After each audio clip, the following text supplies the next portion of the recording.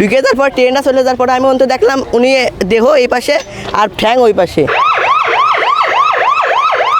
যশোরের অভয়নগরে ট্রেনে কাটা পড়ে জামশেদ মুন্সি নামের একজন ব্যবসায়ী নিহত হয়েছেন।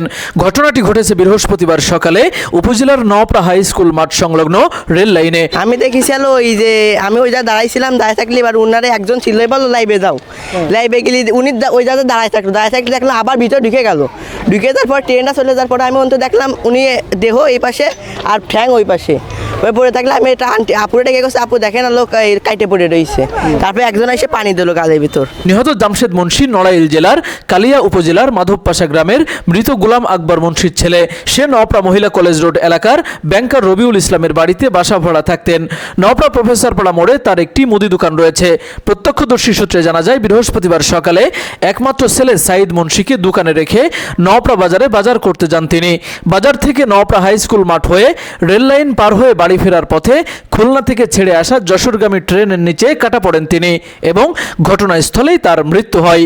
পরে এলাকাবাসীর সহযোগিতায় দ্বিখণ্ডিত লাশ বাড়িতে নিয়ে যায় পরিবারের সদস্যরা। পরে খবর পেয়ে অভয়নগর থানা পুলিশ ও নওপাড়া ফায়ার সার্ভিসের একটি টিম ঘটনাস্থল পরিদর্শন করেছেন।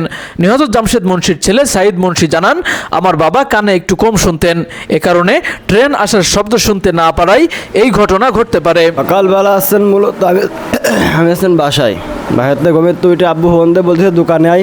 আমি দোকানে গেছি, কই বাজারে যাব। বাজারে গেছে, যার পরে মনে করেন যে প্রায় 1-1.5 ঘন্টা কেটে গেছে। আমার হঠাৎ একজন খবর দিচ্ছে যে তোর আব্বু রেল লাইনে কেটে গেছে। আমি সেই মুহূর্তে দৌড়ই, মনে করেন যে সেই জায়গায় যাই দেখি সেই ওই কাটা অবস্থায় তারা আমি দেখতে পাচ্ছি। এর মধ্যে যে কী হয়েছে না হয়েছে এটা আমি আর বলতে পারছি না। আবার ও স্ট্রোক তো আগে করেছিল, স্ট্রোক আগে করেছিল, আর এদিন কানে কম শুনতো। বুঝতে পারছেন কী বিষয়? কানে কম। হ্যাঁ, নোয়াপাড়া বাজারে গেছেন মেন রোড, আসছিল হাই স্কুলের মাঠ দিয়ে। নওপাড়া পৌরসভার 6 নম্বর ওয়ার্ড কাউন্সিলর জাহাঙ্গীর হোসেন বিশ্বাস বলেন, ট্রেনে কাটা পড়ে জামশেদ মুন্সি নামের একজন নিহত হয়েছেন শুনে দেখতে এসেছি। তিনি আমার ওয়ার্ডে বাসা ভাড়া থাকতেন। কিছু সময় আগে খবর পেলাম যে আমাকে নাজমুল ভাই বলল যে আমাদের অফিস পাশের ভাই আমার পরিচিত, সে আর কি ওই ট্রেনে কেটে মারা গেছে। সেই সংবাদ পেয়ে আমি ওনাদের বাসা আসলাম। কি জেনেছেন যে কিভাবে কি হলো সেটা কি জানতে পেরেছেন? না, তবে যতটা জানি যে উনি একটু কানে কম শুনতেন। এ ব্যাপারে জানতে চাইলে অভয়নগর থানার অফিসার ইনচার্জ SM আকিকুল ইসলাম দৈনিক অভয়নগরকে বলেন, খবর পেয়ে ঘটনাস্থলে পুলিশ পাঠিয়েছিলাম এবং GRP পুলিশকে অবহিত করেছি, তারা আইনগত ব্যবস্থা গ্রহণ করবে।